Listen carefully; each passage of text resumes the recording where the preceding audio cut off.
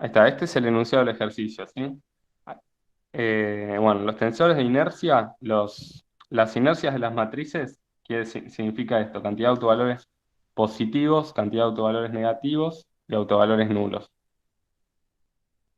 Están contados con su multiplicidad, ¿sí? Los autovalores positivos, o sea, si vos tenés un autovalor, yo qué sé, no sé, ponerle el 5, si es doble, entonces esto sería 2, ¿sí? Bueno, entonces tenés que contarlos con su multiplicidad. Hay una sugerencia para la ida en la guía, que es la siguiente. Te dice, como A es una matriz hermítica, la podés diagonalizar así, en donde U es una matriz unitaria. O sea que esta, que es la adjunta de U, es la inversa.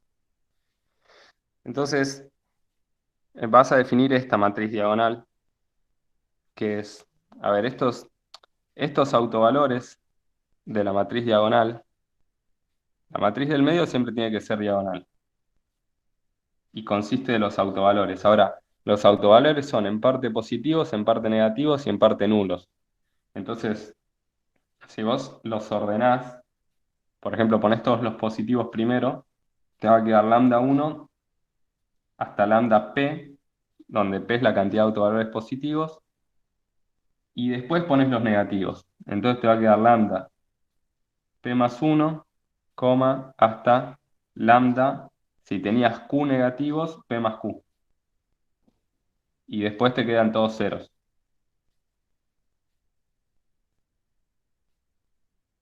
Entonces, vamos a definir esta matriz diagonal.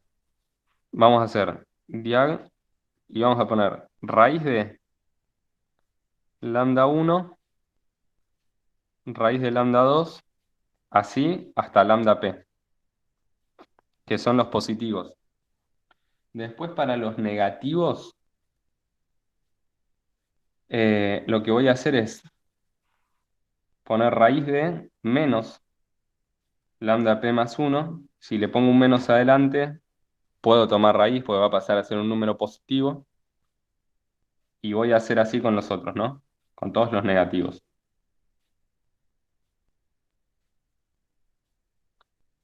Y después en la parte final de los últimos r lugares, le voy a poner unos. Esta es una matriz que estoy definiendo ahora, ¿sí? La D. Entonces, eh, fíjense que A la puedo escribir como T por una matriz que tiene unos, después menos unos en la diagonal y después ceros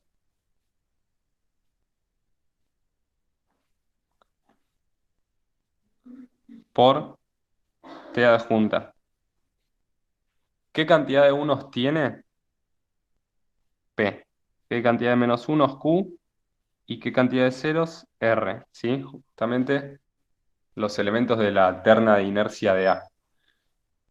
Bueno, ¿quién es la matriz T? Bueno, fíjense, eh, puedo tomar como T la matriz U por D. Fíjense, si T es igual a U por D, que es la sugerencia que da el ejercicio al final del enunciado, se ve fácil haciendo la multiplicación, que si haces esta cuenta, te da. ¿Por qué te da? Fíjate. Voy a hacer la cuenta. T por esta matriz la voy a llamar IPQR. T por IPQR por T adjunta, fíjense lo que da. Hago la cuenta esa. Es U por D por IPQR por D. Fíjense que si tomo adjunta acá, acuérdense que la adjunta, al igual que la traspuesta y al igual que la inversa, cuando yo tomo adjunta, tengo que permutar las matrices para poder distribuir el símbolo de adjunta. Entonces me va a quedar D adjunta y U adjunta. ¿Está bien? O sea, permuto y tomo adjunta. Eh, Ahora asociemos así. Esto es T y esto es T adjunta, ¿no? Pero ahora voy a tomar esta asociación. D por IPQR por D adjunta.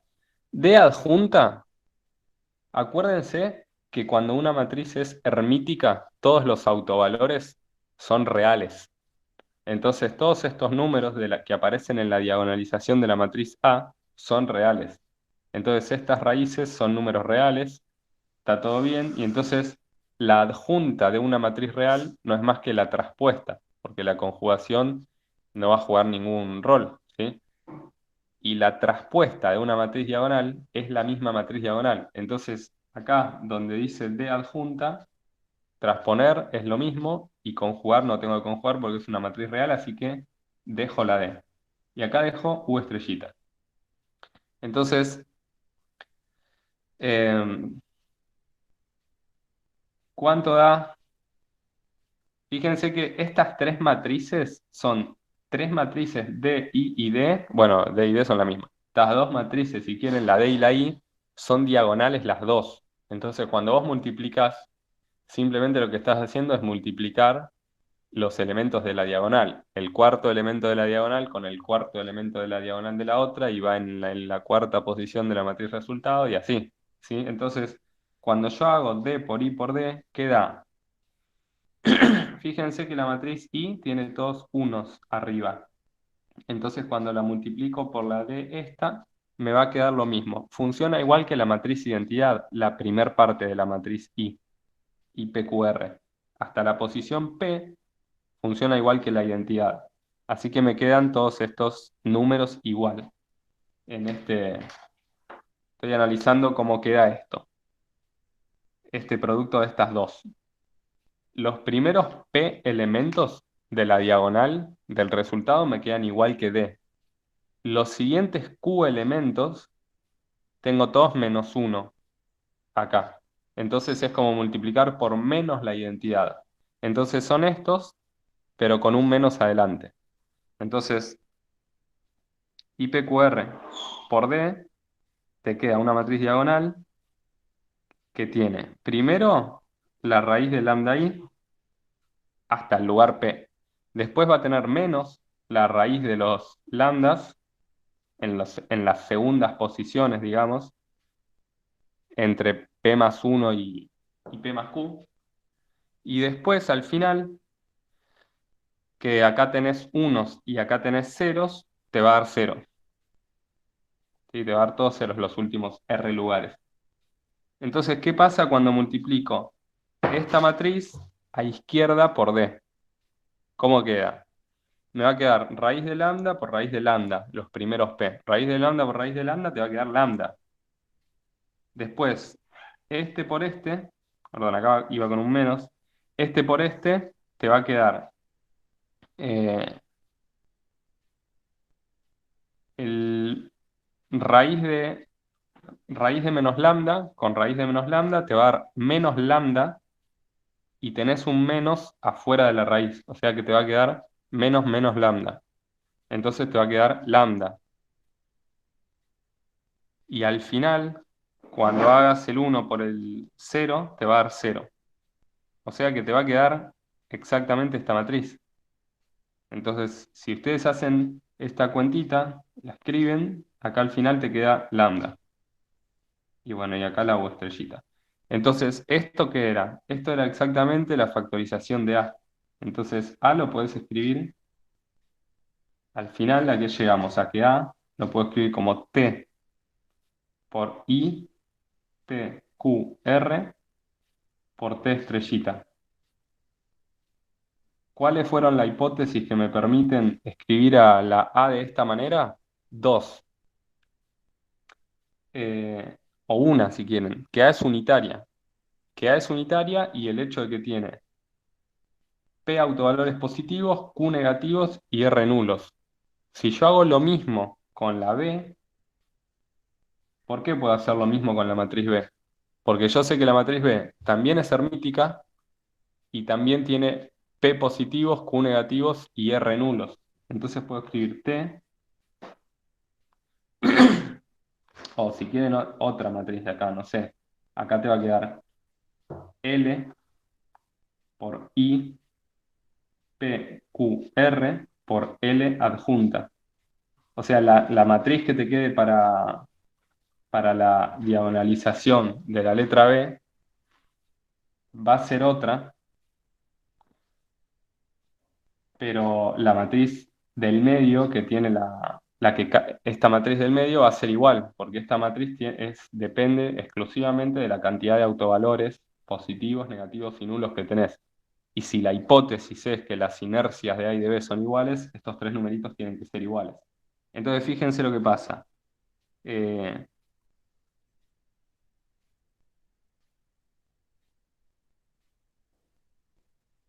A era igual a T por I de PQR por T estrellita, en donde, en donde T y T estrellita son matrices inversibles, ¿sí? Porque era una unitaria multiplicada por la matriz D. Y fíjense que la matriz D es inversible porque todos los elementos que están acá en la diagonal es diagonal y todos los elementos de la diagonal los podés invertir, ¿sí? Son todos positivos. Entonces, la matriz T, que es producto de dos inversibles, es inversible. Esta matriz de acá del medio la puedo despejar de la ecuación de B. Fíjense que acá puedo multiplicar por L a la menos 1 y acá por L adjunta a la menos 1. O sea, paso a la izquierda este y paso este para acá y me queda la I PQR. Entonces, si yo reescribo eso así acá, me queda que A es T por... Y esta matriz la escribo así, como la acabo de despejar. Me queda L a la menos 1, B, L estrellita a la menos 1 y T estrellita. Entonces, una cosa que se puede ver es que la inversa de L estrellita es igual a tomar la inversa de L y después hacer estrellita, ¿sí? Eh, bueno, acá por ahí algunas cosas que después si quieren preguntan o las vamos hablando en el foro. Bueno, a ver, entonces fíjense, esto quedaría así,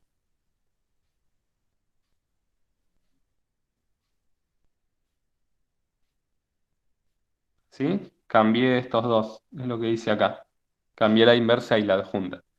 Entonces, a ver, escribo por dónde voy.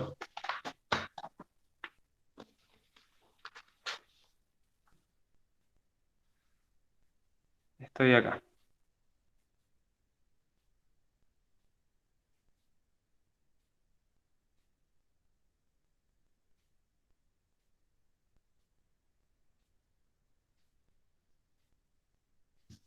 Estoy ahí. ¿A qué tengo que llegar? El enunciado del problema decía que si las inercias de las matrices son iguales, que fue mi hipótesis, entonces existe una matriz inversible que satisface esto.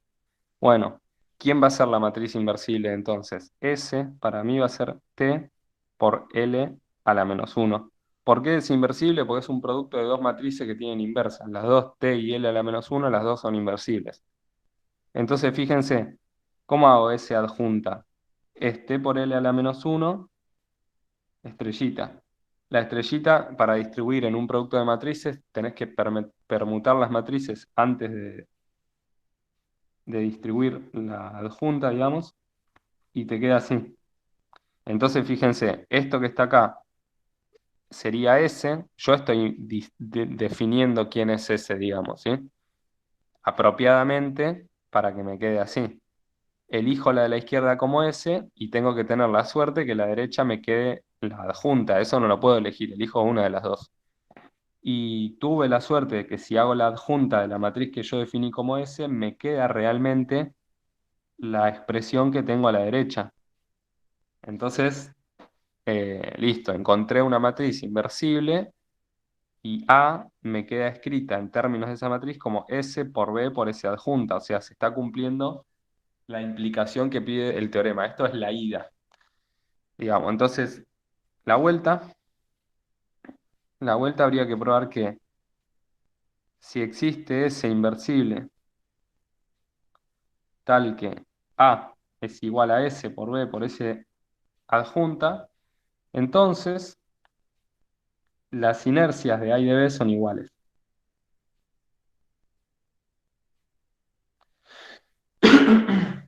Bueno, a ver cómo hacemos esto. Eh, bueno, esta parte no, en principio no tiene sugerencia, hasta donde entiendo por el enunciado. Y para demostrar esta parte, voy a, voy a hacer lo siguiente. Primero, voy a agarrar una hoja aparte y voy a demostrar un resultado adicional que después voy a usar para demostrar la última parte del ejercicio. Entonces, el resultado que voy a usar es el siguiente, que vamos a demostrar, es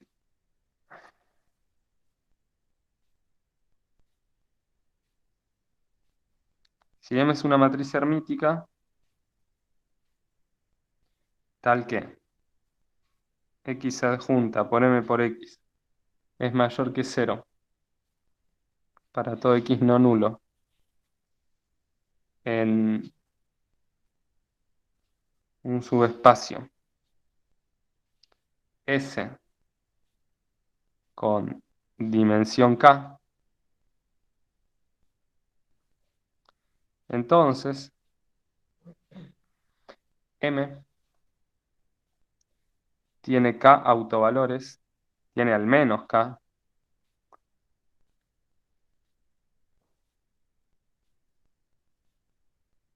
autovalores positivos, contados con multiplicidad, ¿no? Como se tiene que contar en las inercias de las matrices. Bueno, entonces acá la cuestión va por este lado. Vamos a demostrar esto. Si M es una matriz hermítica, entonces cuando vos la diagonalizás, te salen, bueno, todos los autovalores en la matriz del medio. Vamos a pensar que M es U por lambda por U adjunta. Y acomodemos los autovalores de la matriz del medio como se hace con los valores singulares de una matriz de la descomposición de BS, o sea, de, de mayor a menor, ¿sí? No, yo lo quiero hacer al revés, quiero acomodarlos así, al revés que en la de BS. Voy a anotar. Lambda va a ser así, una matriz diagonal, lambda uno, lambda 2, hasta lambda n. Pensemos que estamos en C a la n por n, ¿sí? Es una matriz hermítica, tiene que estar en los complejos. Eh, y vamos a tomar los autovalores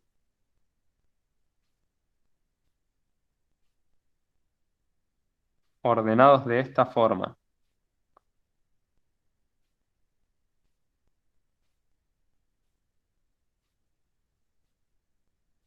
de menor a mayor. Entonces hagamos lo siguiente.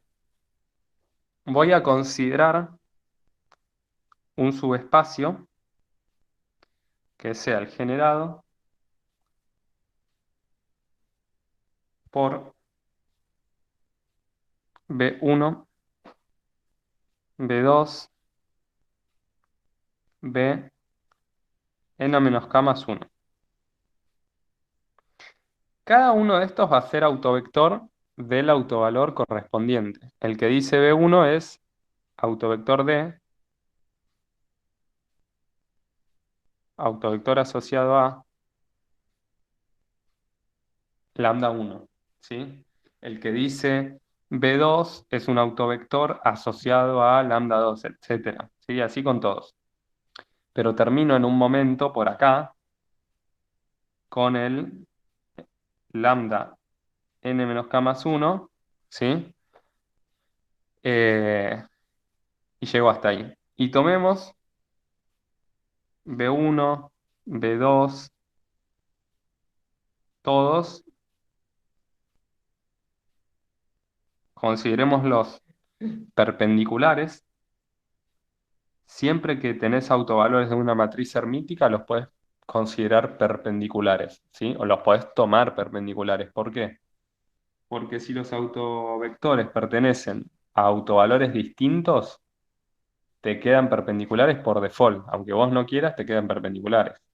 Y si pertenecen al mismo autovalor, imagínate que vos tenés dos autovectores que corresponden a un mismo autovalor y que la matriz es hermítica. Eh, Siempre podés agarrar y esos dos autovectores aplicarles el proceso de Gram-Schmidt para conseguir dos autovectores en el mismo subespacio, de forma de que te quede una base del mismo autoespacio asociado al mismo autovalor, pero con autovectores perpendiculares. Y después los podés normalizar y llevarlos a norma uno, y eso no va a hacer que dejen de ser autovectores. Entonces puedo considerar que esto es una bond de S1, ¿sí? Entonces, pensemos ahora en lo siguiente. Eh, Acá estamos, el contexto es CN, ¿sí? Estamos en los números complejos. Si querés M, o sea, la matriz M pertenece a C a la N por N. Entonces, todos estos vectores están incluidos, bueno, son una bond de S1, y S1, ¿dónde está? En los complejos a la N, o sea, vive en CN, al igual que S, que es un subespacio de dimensión K de Cn. Ahora, ¿cuál es la dimensión de S1, del subespacio que acabamos de inventar? Esto es una bond, así que la dimensión la calculo mirando simplemente cuántos elementos tiene la bond. Tiene n menos k más 1. ¿Y cuál es la dimensión de S? La S es un subespacio del que habla el enunciado, un subespacio con dimensión k. No sabemos cuál es, pero tiene dimensión k. Ahora fíjense, la dimensión, si yo sumo estas dos dimensiones, ¿sí? Si yo sumo estas dos dimensiones, me da, bueno, los k se cancelan y me queda n más 1. Es decir, que son dos subespacios que cuando sumo sus dimensiones sobrepasan la dimensión de, del espacio vectorial en el que viven. ¿Qué tiene que pasar en ese caso, geométricamente? ¿Ustedes saben qué es lo que tiene que suceder? O sea, si tengo dos subespacios que cuando les sumo las dimensiones sobrepasan la dimensión del espacio en el cual viven, lo que tiene que pasar es que entonces se intersecan. O sea, la intersección entre S1 y S, entre los dos subespacios, es no vacía, es distinta del vacío. Tiene que haber algún vector en la intersección, ¿sí? Porque el teorema, eh, bueno, el teorema de la dimensión te dice que, bueno, después de nuevo lo podemos charlar en el foro, pero tiene que cumplirse esto, es por el teorema de la dimensión. Si lo piensan un poco, con el teorema de la dimensión para espacios vectoriales sale. Entonces tiene que tener Claro, intersección. ¿Cómo? tendrías un subespacio, digamos, de más, que como te aumentó el espacio, significa intersección, tenés que agregar un subespacio, porque es suma directa en teoría. No, porque suma directa tiene que ser nulo, perdón, se confundí. Claro, justamente no puede ser suma directa, claro. Claro, va por este lado más o menos, fíjense. Es con el teorema de la dimensión. Fíjense, la dimensión de S1 más S tiene que ser igual a la dimensión de S1 más la dimensión de S menos la dimensión de S1 más, de S1 intersección S. Esto dice el teorema de la dimensión, ¿no? Para subespacios. Ahora, ¿cuánto es la dimensión? ¿Cuánto es la dimensión de este? No sé, dejémosla así. ¿Cuánto es la dimensión de S1 más la suma de estas dos? La suma de estas dos será n más 1, ¿ok? Y acá está la de la intersección. Hasta acá estamos, ¿no? Es el teorema de la dimensión. Si yo paso este para acá sumando, me queda la dimensión de S1 intersección S, y acá me queda, este lo dejo del mismo lado, n más 1, y paso este restando, menos la dimensión de S1 más S. Ahora fíjense una cosa, ¿qué es lo más grande? O sea, fíjense, la dimensión de S1 intersección S. ¿Qué tiene que pasar para que sea lo más chica posible? Va a ser lo más chica posible cuando yo le reste acá el número más grande posible. ¿Cuánto es lo máximo que puede valer la dimensión de esta cosa? Más que n no puede valer nunca, porque este subespacio está metido adentro de los complejos a la n, que tiene dimensión n. Entonces esto es como mucho, n. ¿Ok? Entonces si yo tengo n más 1 y le resto como mucho, le voy a restar n, este 1 va a sobrevivir. ¿Sí? Vive. Viene por ahí la mano. La dimensión de la intersección, como mínimo, es más que 1. Viene por ese lado. Bueno, entonces, a ver, recapitula un poco esto. El resultado es, tengo una matriz hermítica. Si me pasa esto, si me pasa que tengo esta desigualdad, miren que esto es un número, ¿sí? Acuérdense que cuando multiplico a izquierda y a derecha por este es un vector columna, este es un vector fila, esta es una matriz, me queda un número.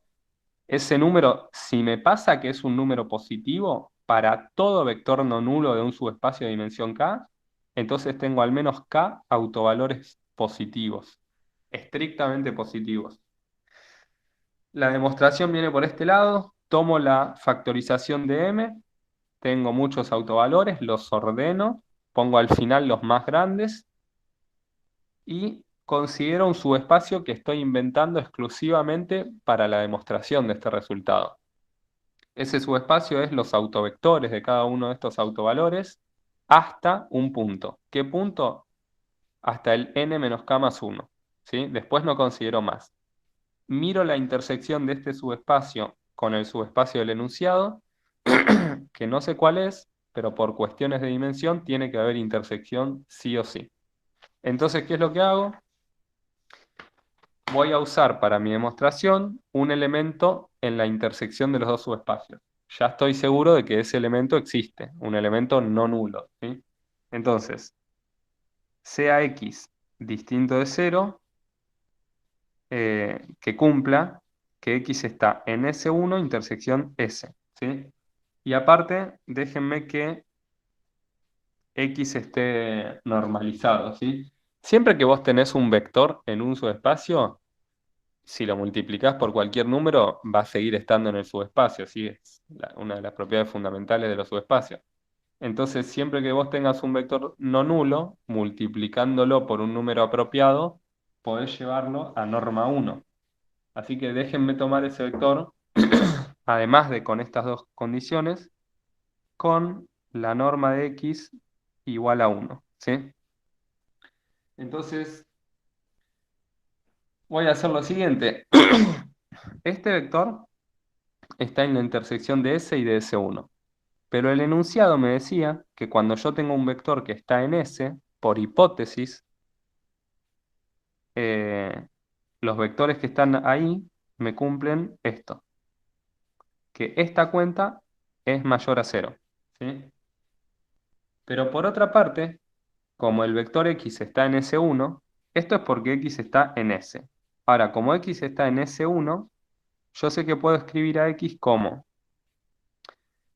a ver, alfa 1 por B1, más alfa 2 por B2, más, y así hasta alfa n menos k más 1 por B n menos k más 1. ¿Sí? Porque estos Bs eran una bond de S1. Si X está en S1, tiene que poder escribirse como combinación lineal de esa bond. Entonces, fíjense lo que pasa acá. Eh,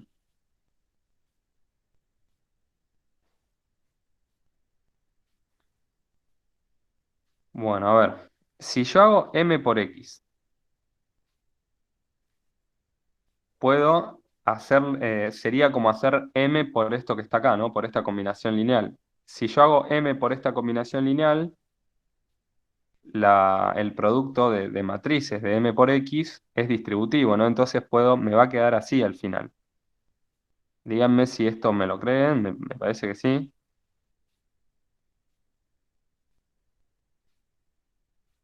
Está bien esto, ¿no?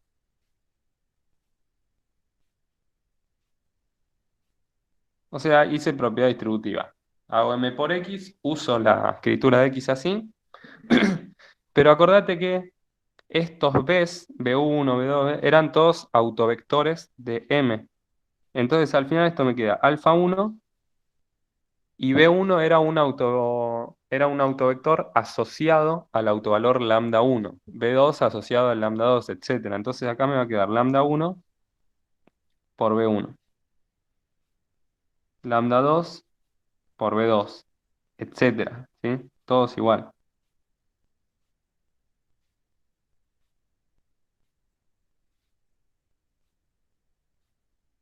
Bueno, así. Y ahora, ¿cómo queda? A mí me gustaría escribir bien esta cuenta, ¿no? Ahora, ¿cómo queda entonces X adjunta? Bueno, X adjunta es ponerle estrellita a todo esto. Los números son números complejos, ¿sí? Así que adjunta de un número complejo es conjugado, porque transponer a un número no le hace nada. Así que es alfa 1 conjugado, y a esto sí les tengo que poner la estrellita.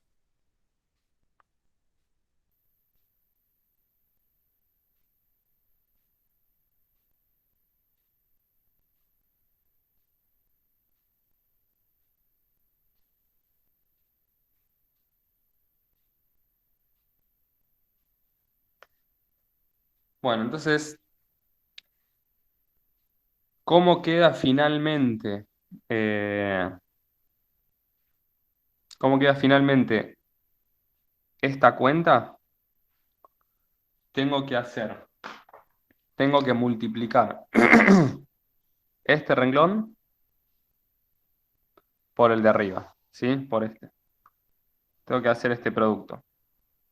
Renglón de abajo por renglón de arriba. Estoy haciendo X adjunta por M por X. Entonces acá tengo que hacer este por este por este por este por todos, después este por el primero, este por el segundo y así por todos, ¿ok?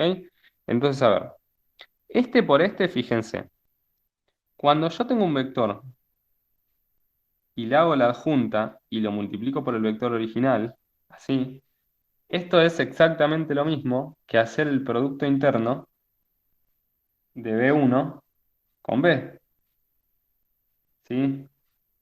Porque, no sé, pensemos en un vector como por ejemplo el 3 más 2i, coma, menos i. Imagínate que este sea B1.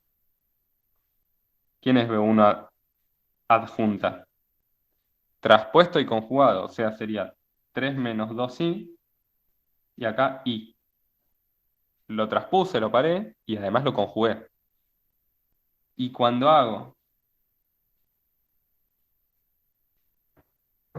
este por este, tengo que hacer, bueno, el producto de matrices sería este por este, que es 3 menos 2i por 3 más 2i, y este por este, más menos i por i. Y esto te da, fíjense que me está dando un número complejo por el conjugado del número complejo, ¿sí? Esto es el módulo al cuadrado, y este por este también es el módulo al cuadrado. Al final lo que te está dando es el módulo al cuadrado del número, ¿sí? Pero justamente acuérdense que cuando uno tiene un producto interno, el producto interno consigo mismo es el módulo al cuadrado. Profe, Sí, entonces cuando se hace esa multiplicación, ¿solo sobrevivirían los que tenés el mismo subíndice? claro, a eso quería llegar justamente. Porque en los otros te queda como B1 adjunta por B4, ponele, y te queda el producto entre B1 y B4. Y eso es cero porque era una ON. Así que totalmente. Y en los otros te queda un 1. Entonces se te simplifica bastante esta cosa de acá. Porque van a aparecer solamente, o sea, hay un montón de productos cruzados y cada vez que tengamos un producto cruzado de un B1 con un B5 no aparece. Y van a quedar el primero con el primero, el segundo con el segundo y así. Fíjense que tenemos varias cosas aparte del B. Tenemos los alfas, está alfa y alfa conjugado. Cuando los multiplicás te queda el módulo de alfa al cuadrado. Después tenemos un lambda, pero el lambda está arriba y abajo no. Así que solamente va a ir un lambda. Y después tenemos em, este por este, que habíamos dicho que nos va a dar, perdón, en realidad el de la izquierda es el que tiene la estrellita, este por este, que dijimos que nos da 1. Así que no escribo nada. Y después lo mismo, ¿sí? Todos los demás términos cruzados se anulan y arranco con este. Y hago este por este, me da 0. Este por este, me da algo similar a lo que escribí acá. Me va a dar alfa 2 al cuadrado, lambda 2 más, etcétera. Hasta alfa n menos k más 1 al cuadrado, lambda n menos k más 1. ¿Está bien? Entonces, fíjense ahora que, a ver,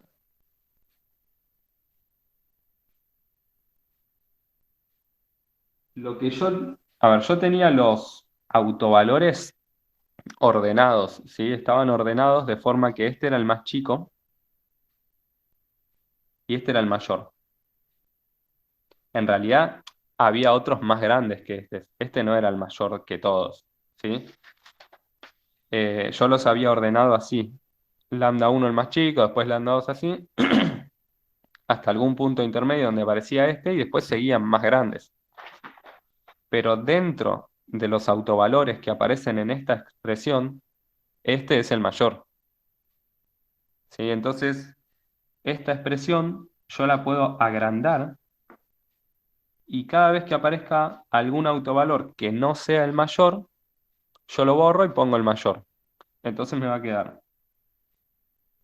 alfa 1 al cuadrado por lambda n menos k más 1 más alfa 2 al cuadrado por lambda n menos k más 1 más, etcétera, hasta este, en donde ya aparecía ese de forma natural en la cuenta. Pero acá, digamos, todos los autovalores que aparecen en esta suma y también en los puntos suspensivos son el mismo, n menos k más 1. Entonces, esto termina siendo igual.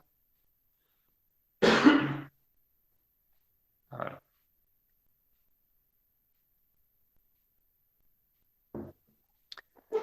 lo voy a reescribir un poco acá, más resumido.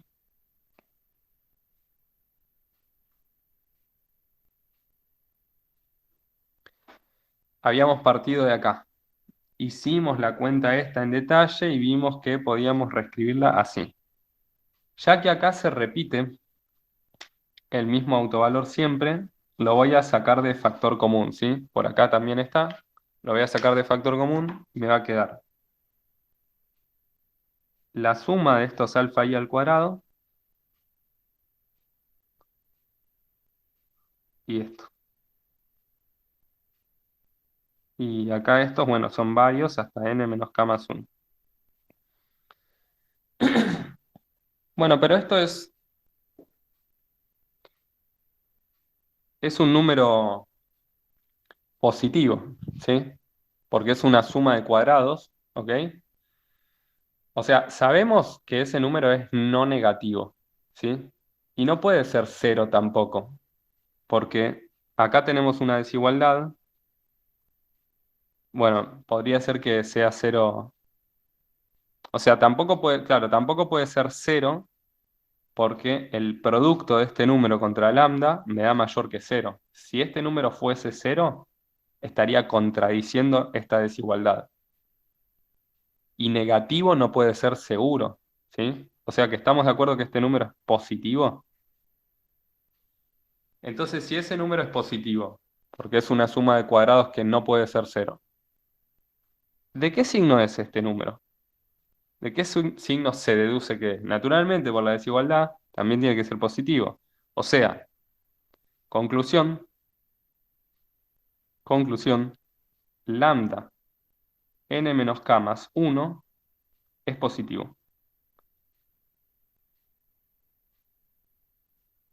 Es positivo. Ahora, yo había ordenado, yo había ordenado los autovalores de forma de que vayan cada vez más grandes, ¿no? A la derecha. Ahora, ¿cuántos autovalores hay a la derecha de este? De lambda n menos k más 1.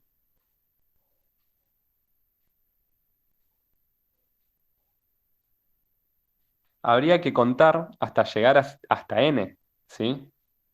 Entonces, si yo cuento n menos n menos k más 1, que sería este número de autovalor, ahí me van a faltar los que me va a dar cuántos me faltan para llegar hasta n.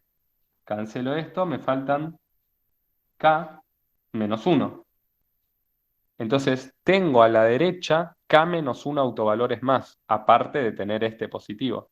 Entonces, tengo este autovalor garantizado que es positivo por esta desigualdad, y tengo a la derecha, según esta cadena de desigualdades, k menos 1 autovalores más, que tienen que ser más grandes que 1, que yo ya sé que es positivo. Entonces, ¿qué se tiene que cumplir? Que tengo al menos k autovalores positivos. ¿Está bien? Es difícil, digamos, seguir esta demostración, pero yo creo que si la, si la meditan un poco, se entiende, ¿sí? Eh, entonces vamos a hacer ahora la demostración de la vuelta del ejercicio usando ese resultado. Entonces vuelvo a eso. Cuando necesite ese Tengo una pregunta. resultado, sí. Entonces llegaríamos a la conclusión de que k, en este caso, al ser k menos 1, tendría que ser mayor que 1 en todo caso. Porque si no nos quedaría que sería cero negativo. K tiene que ser mayor que uno. ¿Por qué me decís? A ver, perdón. Porque no, llegamos a la conclusión de que tenemos k menos 1 de autovalores que siguen, digamos, que tendrían que ser mayores. Los autovalores tendrían que ser mayores que cero, nunca tendrían que ser cero. En nuestro caso, lo que estamos buscando. Claro, pero este K menos uno son los que están estrictamente a la derecha, pero Ah, en realidad a mí me interesan a partir de este. O sea que, ¿cuántos claro, claro. garanticé que hay en total positivos? K. Ah, claro, claro, O sí. sea, en total Perfecto, garanticé que hay K positivos, que sería esto. Al menos K. Capaz que tengo alguno de la izquierda que también es mayor pero K perfecto. seguro. Bueno, entonces fíjense por dónde viene la mano con esta demostración. Lo primero que voy a hacer es lo siguiente. Bueno, tengo que demostrar esto ahora. Esta es mi hipótesis y quiero llegar a que las inercias de A y de B son iguales. Bueno, eh, lo primero que quiero que me digan si me creen es que el rango de A es igual al rango de B. Acuérdense que la matriz esta es inversible, ¿sí?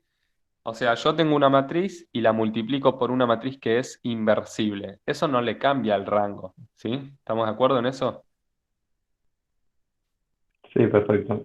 Entonces, si yo, por ejemplo, tengo B que es una matriz, la multiplico por otra que es inversible, no le cambio el rango.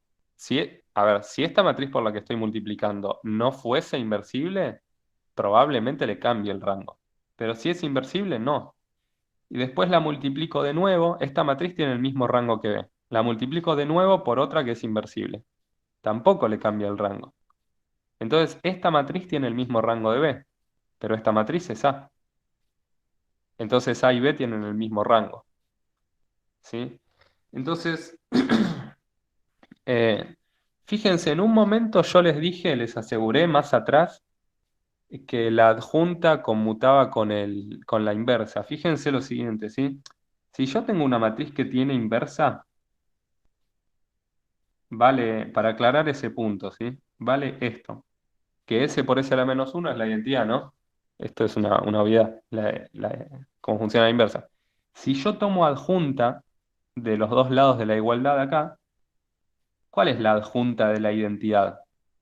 La misma identidad. ¿Y acá cuál es la adjunta de este producto? Bueno, tengo que conmutar y tomar adjunta. Ya lo hicimos hoy 3 veces más o menos. Entonces, hago esto y acá es S adjunta. ¿Y qué nos dice esto acá? ¿Cómo sé qué matriz es la inversa? O sea, te pregunto a vos, ¿cómo sé cuál es la inversa de esta matriz? Bueno, la inversa de S adjunta va a ser una matriz que cuando la multiplico por S adjunta me da la identidad. Así es la inversa de cualquier matriz. Bueno, acá tenés una matriz que quedó multiplicada por S adjunta y da la identidad. Entonces esa matriz es la inversa. Por eso te digo que conmutan estas dos cosas, que estas dos cosas las podés cambiar de lugar. Perdón, conmutan es que las podés cambiar de lugar. ¿Sí? Entonces, eh, por eso hace un ratito, recién hace un minuto, afirmé que esta matriz, nosotros sabemos por el enunciado que esta matriz es inversible. Bueno, pero esta también. ¿Por qué? Porque la inversa de esta es esta cosa, es esta matriz de acá. ¿Sí? Es la adjunta de la inversa de esta. Bueno, entonces, los rangos son iguales.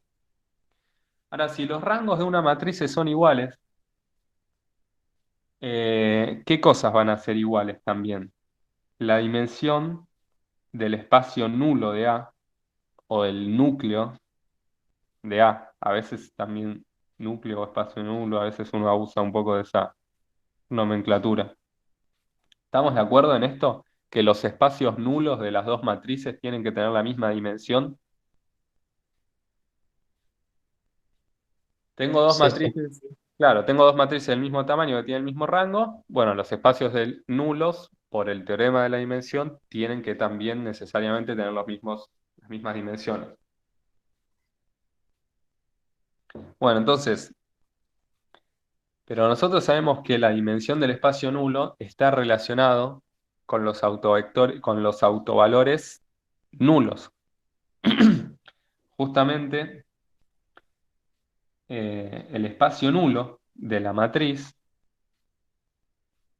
es el espacio que está formado, es el autoespacio asociado al autovalor nulo, ¿sí? El núcleo de la matriz, entre comillas, el núcleo de la matriz es el autoespacio del autovalor cero. ¿Estamos de acuerdo? Entonces, si las dimensiones de los dos núcleos son iguales, entonces la cantidad de autovalores nulos de A tiene que ser igual a la cantidad de autovalores nulos de B.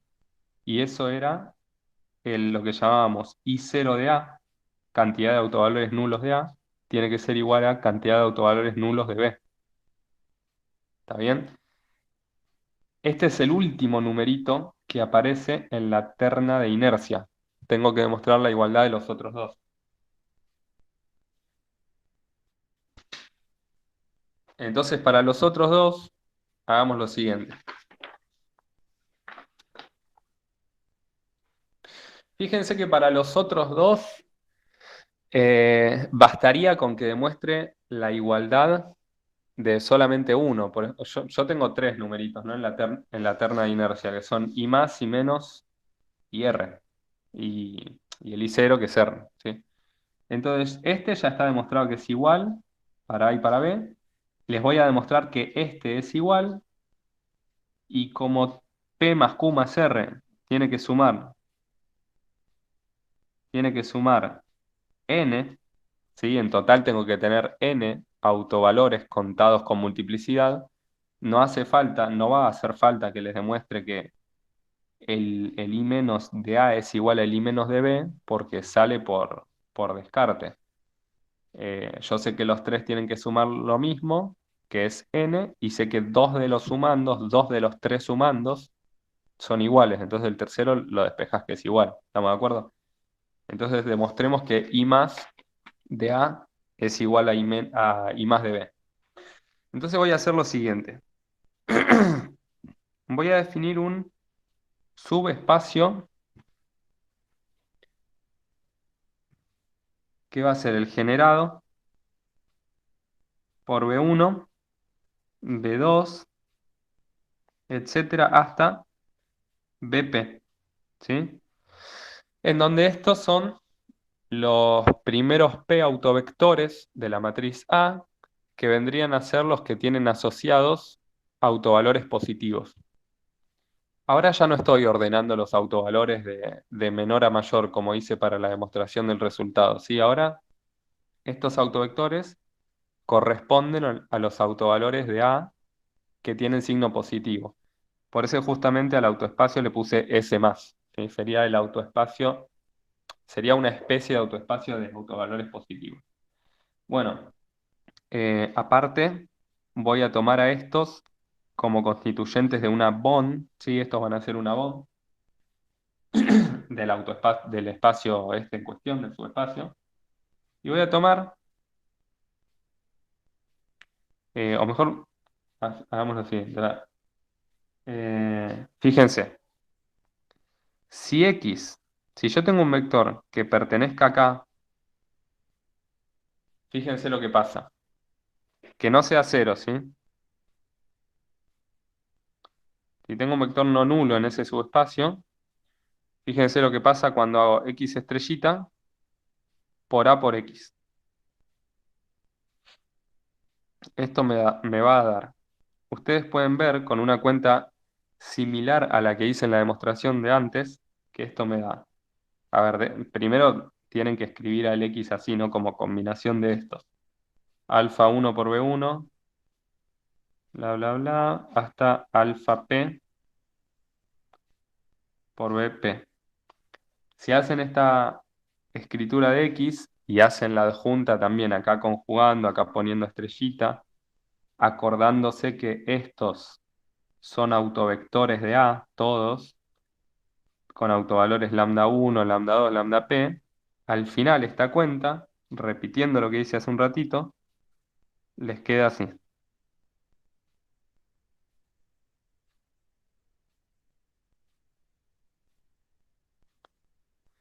Pero acá pasa lo siguiente. Em, todos los lambdas, todos los lambdas son positivos. ¿Por qué?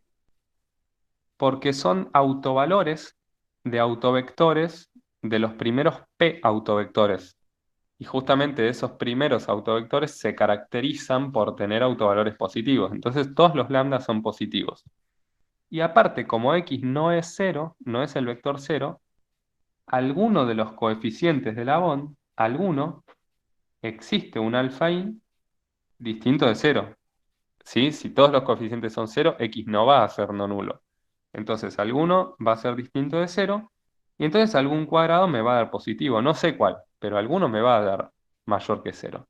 Entonces, esta cosa al final va a sumarte algo, o sea que va a ser mayor a cero, estrictamente mayor que cero, no mayor o igual, mayor estricto. Entonces, eh, consideremos ahora, consideremos el subespacio. ¿Se acuerdan que cuando tenemos una transformación lineal, lo llevo a la guía 2 de la materia? Cuando tenemos una transformación lineal, que por ejemplo viene dada por una matriz, por multiplicar por una matriz, em, si tomamos un subespacio y lo multiplicamos por una matriz, o agarramos un subespacio y lo transformamos vía una transformación lineal, sigue siendo un subespacio. ¿Recuerdan ese resultado? Claro, sí. Entonces lo que voy a hacer es considerar un subespacio que va a ser este subespacio generado que tengo acá, voy a multiplicar todo por una matriz que va a ser la adjunta de ese. Entonces, ¿cómo voy a definir ese subespacio? Va a ser, van a ser los vectores del espacio C a la n también, que provengan de multiplicar por la adjunta de ese a algún vector x, vector que viva en el subespacio original, vector que viva acá, ¿sí? Entonces esto es un subespacio, ¿sí? Aparte, fíjate que la dimensión, ¿qué dimensión tiene S más? Es obvio, ¿no? Porque esto es una bond, entonces esto tiene dimensión P. Y aparte, como esta matriz, ya lo hablamos, es inversible, ¿qué dimensión tiene este subespacio? No le va a cambiar la dimensión, ¿sí? Porque las transformaciones inversibles mandan eh, conjuntos linealmente independientes a conjuntos linealmente independientes, mandan generadores en generadores, mandan base en base. En fin, podés ver que la dimensión de esto es P, ¿sí? No le modifica la dimensión al subespacio si multiplicas por una matriz inversible. Entonces ahora fijémonos qué pasa cuando yo hago esto. Tomo I, tomo un I que pertenezca a este nuevo subespacio que viene de transformar el viejo con I distinto de cero, ¿sí? Y fíjense lo que pasa. Hago I estrellita por B por I, por la matriz B, ¿sí? Ahora, el I, como vive acá, sí o sí se tiene que escribir como S estrellita por X. Entonces lo escribo así. S estrellita por X, estrellita, por B, y acá hay otro I, S estrellita por X. Va a existir algún X, existe un X en este subespacio tal que I es igual a S estrellita por X.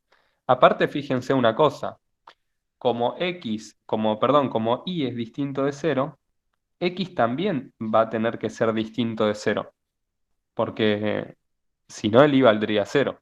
Entonces, X es distinto de cero.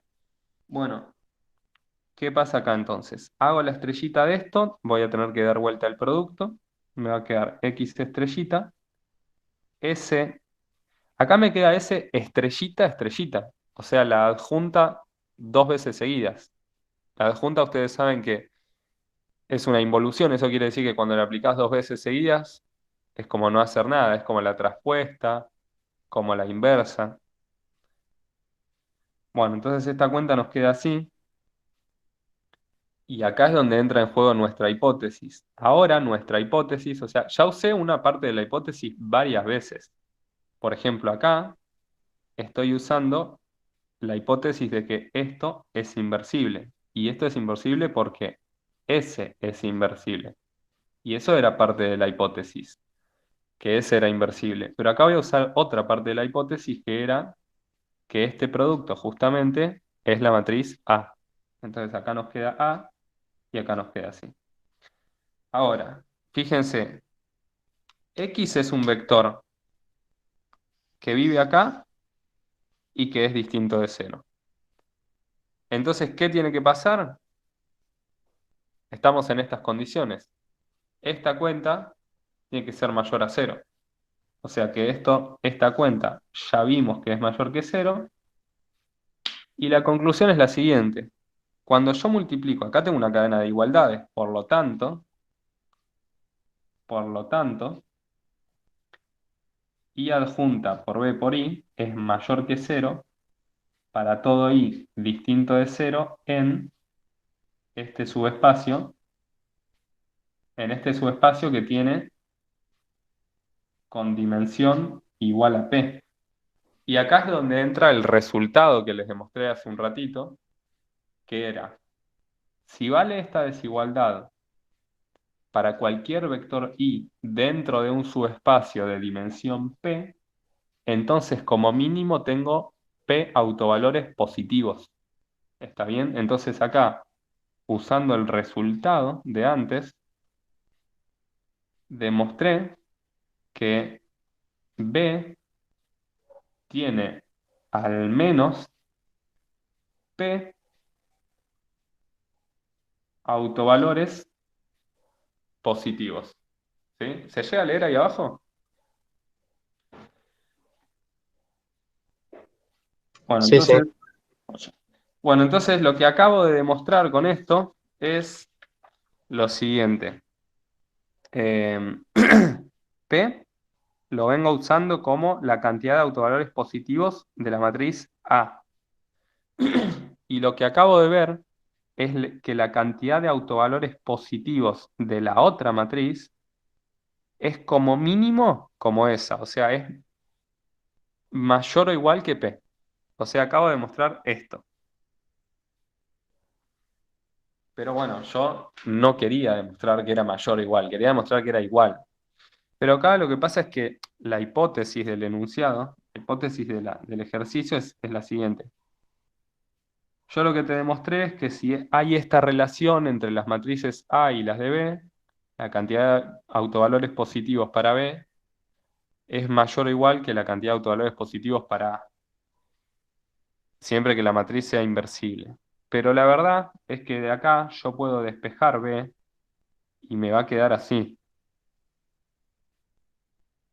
Acá me va a quedar,